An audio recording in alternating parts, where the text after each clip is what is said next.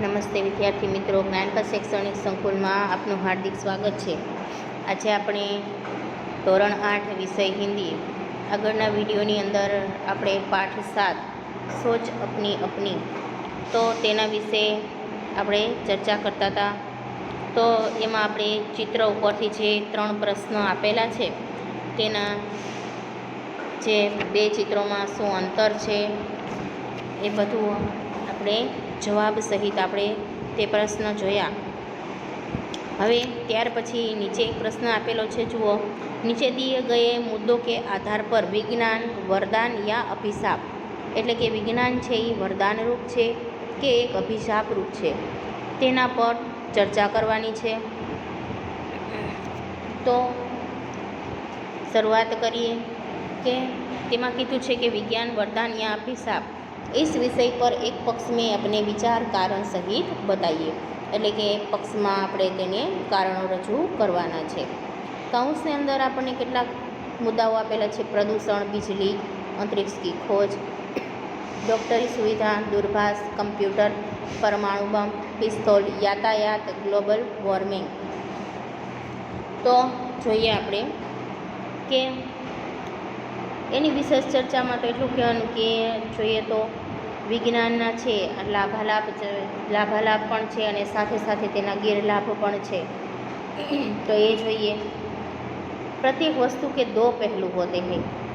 एक पहलू उसकी अच्छाइयाँ बताता है, दूसरे में उसकी बुराइयाँ दिखती है.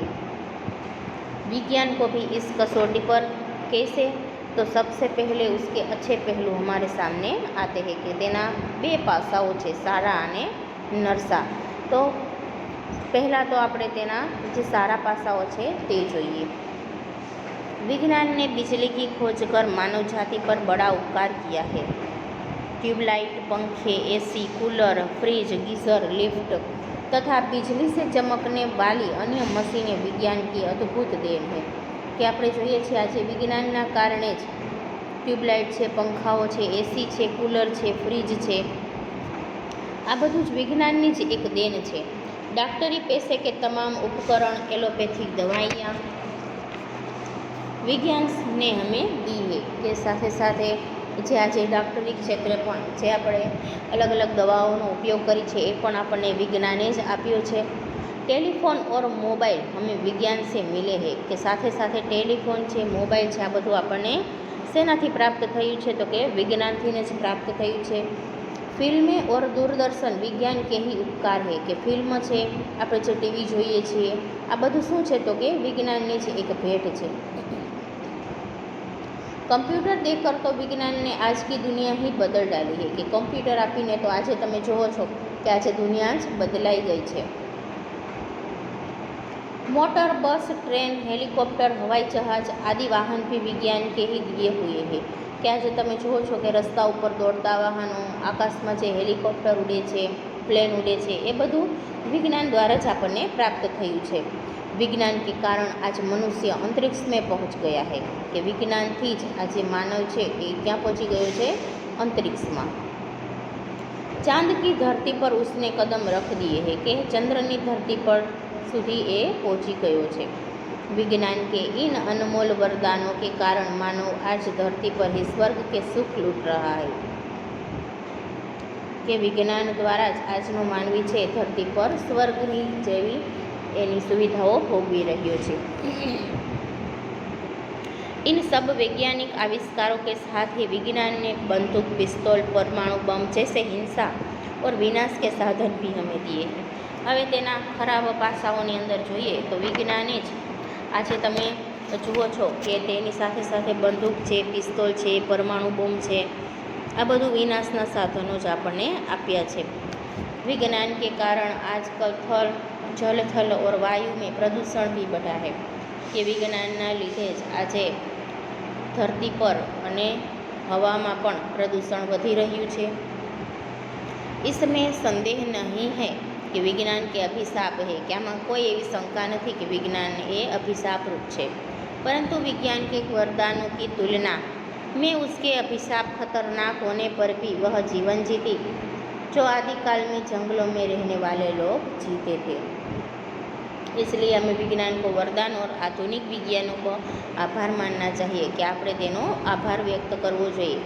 इनके प्रयत्नों से ही हमें वे वैज्ञानिक सुविधाएं मिली है કે એના જ પ્રયત્નોથી આપણને વૈજ્ઞાનિક સુવિધાઓ બધી પ્રાપ્ત થઈ છે. તો આપણે જોયા એના લાભાલાભ અને થોડાક ગેરલાભ પણ. હવે ત્યાર પછીનો જે પ્રશ્ન છે એ છે कि कौन शक्तिशाली है, कलम या तलवार? अपने विचार कारण सहित बताइए. तो हूँ एना विचारो तमारी समक्ष रजू करूँ छूँ कि अपने प्रश्न एवो कर्यो छे कि शक्तिशाળી कोण छे, पेन के तलवार? तो ये जुओ, कलम लिखने का काम करती है, तलवार युद्ध में काम आती है. तो આપણને એક વિચાર આવે કે કલમ છે, પેન છે એ લખવામાં કામ આવે છે અને તલવાર છે શેમાં કામ આવે છે? युद्ध में. कलम के साथ दिमाग की शक्ति जुड़ी है कि पेननी साथे साथे अपना मगजनी शक्ति पण जोड़ाई गई है. तलवार के साथ शारीरिक बल जुड़ा है कि तलवारनी साथे साथे शारीरिक बल पण जोड़ाई रह्यु छे. कलम कविता, कहानी, उपन्यास, जीवन चरित्र आदि लिखती है कि पेन द्वारा આપણે कविताओं, वार्ताओं, उपन्यास અને जीवन चरित्र वगैरह लखी सकीए छीए. तलवार गले काटती है और खून बहाती है कि तलवार तो गड़ाओ कापे छे अने लोही वहेड़ावे छे. कलम आनंद देती है, उससे समाज में सुख शांति का प्रसार होता है कि पेन थी आपने ये छे आपने आनंद आपे छे अने साथे साथे समाज में सुख शांतिनो पण प्रसार करे छे. वह लोगों के दिल जीतती है, वह बुरों को अच्छा बनाती है कि ते बधाना दिल जीते छे अने खराब माणसने पण सारो बनावे छे. रामायण पढ़कर कितने ही रावण राम बन गए. गांधी जी की आत्मकथा ने कितने ही बुरे लोगों को अच्छा बना दिया कि गांधी जी की आत्मकथा ने तो કેટલા બધા ખરાબ માણસોને સારા બનાવી દીધા. વ્યાસ, વાલ્મીકી, કાલિદાસ, તુલસીદાસ, રવિન્દ્રનાથ ટાગોર, शेक्सपियर आदि कलम के कारण मरकर भी अमर हो गए. कि અહીં આપણને નામ આપ્યા છે કે વ્યાસજી, વાલ્મીકી, કાલિદાસ છે, તુલસીદાસ છે, રવિન્દ્રનાથ ટાગોર છે. આ બધા છે પોતાની પેનની મદદથી ઘણા બધા પણ અમર થઈ ગયા છે. કલમને કઈ સિંહાસન પલટ દીએ હે કે પેનથી ઘણા બધા સિંહાસનો પલટી ગયા છે. फ्रांस की राज्य क्रांति रूसो वाल्तेयर की कलम की ताकत से हुई थी कि फ्रांस में जे राज्य क्रांति है ये आ कलमनी ताकतथी ज थई हती. तलवार रक्षा का साधन जरूर है पर उसकी शक्ति कुछ समय तक ही रहती है कि ते रक्षाનું साधन जरूर है पण एनी शक्ति है थोड़ा समय माटे ज रहे छे. कलम की शक्ति युग युग तक छाई रहती है कि पेननी शक्ति है ये तो युगों युगों सुधी छवाई जाए छे. इसलिए मेरे विचार से लेकर कि तलवार अपेक्षा की कलम अधिक शक्तिशाली है कि मारा विचार थी तलवार है एना करता कलम है ये वधारे शक्तिशाली है. तो हवे આપણને પ્રશ્ન નંબર ત્યાર પછીનો આપ્યો છે. આમાં તો આપણે જોયું કે વધારે શક્તિશાળી કોણ છે તો કે કલમ. હવે ત્યાર પછીનો પ્રશ્ન જો આપેલો છે કે दी गई सामग्री पढ़िए और उसके आधार पर प्रश्नों के उत्तर दीजिए. बहुत दूर जन्म ले रहा है धरती जैसा ग्रह. तो खूब ज दूर जन्म एक लई रह्यो छे नवो एक ग्रह धरती जेवो. तो तेना विशेनी माहिती छे एमां ई जोईए. शिकागो हमारी पृथ्वी से 424 प्रकाश वर्ष दूर गर्म दो गर्दों गुबार के बांध धरती जैसा एक ग्रह आकार ग्रहण कर रहा है. वैज्ञानिकों के मुताबिक 1 करोड़ से 1.6 करोड़ वर्ष को उम्र वाले इस ग्रह का सौर मंडल अभी मुश्किल से किशोरावस्था में है. लेकिन जॉर्ज हॉपकिंस यूनिवर्सिटी की एप्लाइड फिजिक्स प्रयोगशाला के मुखिया कैरी शिष्य के मुताबिक यह पृथ्वी जैसे नए ग्रह जन्म लेने की बिल्कुल सही अवस्था है कि पृथ्वी थी 1.6 करोड़ वर्षनो उम्रवाळो एक ग्रह जन्म लई रह्यो छे. इस सौरमंडल के 2 तारों में से एक के इर्द गिर्द धूल की गहरी रिंग बन गई है कि तेनी आजूबाजू एक धूळनी नवी एक रिंग बनी गई है. वैज्ञानिकों के मुताबिक यह रिंग सौर मंडल के बसने योग्य क्षेत्र में जमा हो रही है और एक दिन इस जगह पर धरती जैसा मिट्टी पत्थर से बना ग्रह जन्म लेगा जिसमें पानी भी मौजूद होगा કે થોડા વર્ષો પછી એક નવો જ ગ્રહ જન્મ લેશે અને જેમાં માટી પથ્થરો પાણી બધું જ હશે।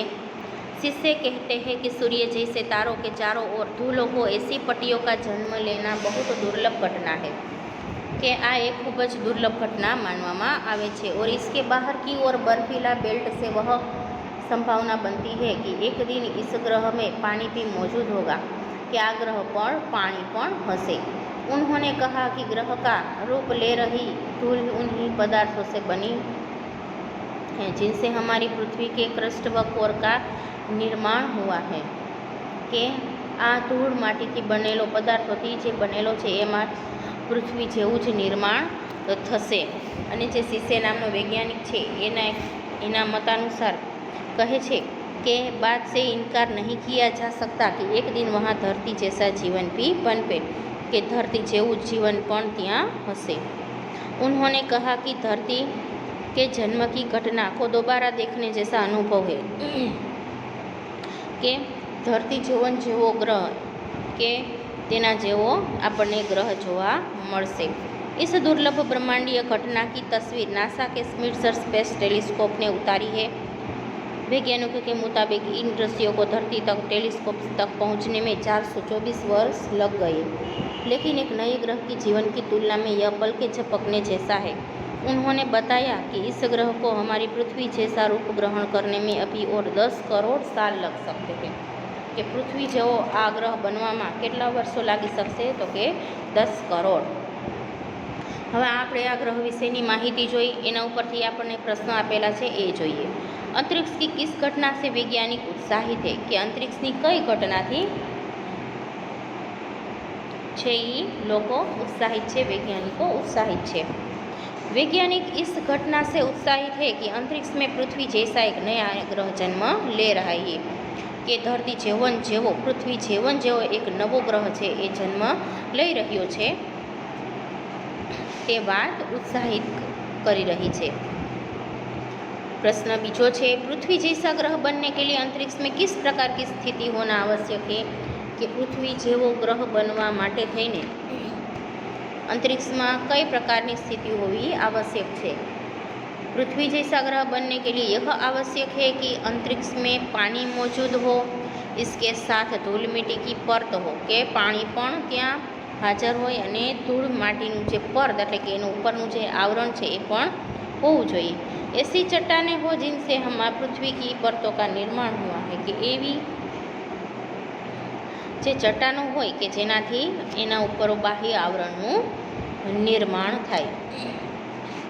त्यार पछी आपणे जोड़का स्वरूपे एक प्रश्न आपेलो छे 424 प्रकाश वर्ष एनी सामे छे नासा का टेलीस्कोप। तो एमां साचो जवाब आवशे पृथ्वी से नए ग्रह की दूरी। त्यार पछी 1.6 करोड़ वर्ष तो एनी सामे आवशे नए ग्रह की उम्र। 10 करोड़ वर्ष तो एना सामे आवशे पूर्ण ग्रह बनने में लगने वाला समय। स्पिट्जर स्पेस नासा का टेलीस्कोप एनी सामे आवशे। केरी शिष्य तो ये छे एक वैज्ञानिकनुं नाम। तो आ आपणे आ चित्र उपरथी एना पण प्रश्न आपणे जोया। तो हवे साथे साथे आपणे आ पाठना दरेक प्रश्नोत्तरीनी समजूती पण आपणे मेळवी लीधी अने तेनी साथे आपणा आ पाठनी समजूती पण અહીં પૂરી થાય છે અને સાથે એક નવા વિડીયોમાં આપણે હવે મળશું। અસ્તુ, જય હિન્દ।